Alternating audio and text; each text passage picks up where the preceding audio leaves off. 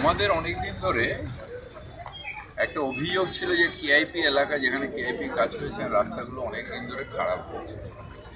তো আমি ইঞ্জিনিয়ারিংকে এবং রোডসকে বলেছিলাম যে কেআইপির সাথে মিলে রাস্তাগুলোকে ঠিক করে দিই।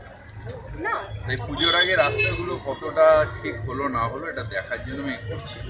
এরপরে কলকাতায় যেটা ঘুরছো, রাত্রিবেলা যাবো কলকাতার রাস্তাগুলো দেখতে পাই।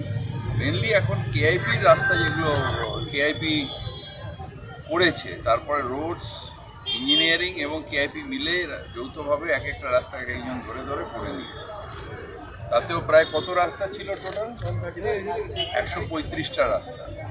সেই রাস্তাগুলো আমরা ওভারঅল দেখছি এবং কাউন্সিলরদের কাছ থেকে রিপোর্টও নিচ্ছি। এই রাস্তাগুলো সব ঠিক আছে, এখনও যা দেখছি মোটামুটি রাস্তাগুলো ঠিক আছে, এক ঠাকুর পুকুর ছাড়া বাদবাকি রাস্তা সব ঠিক আছে।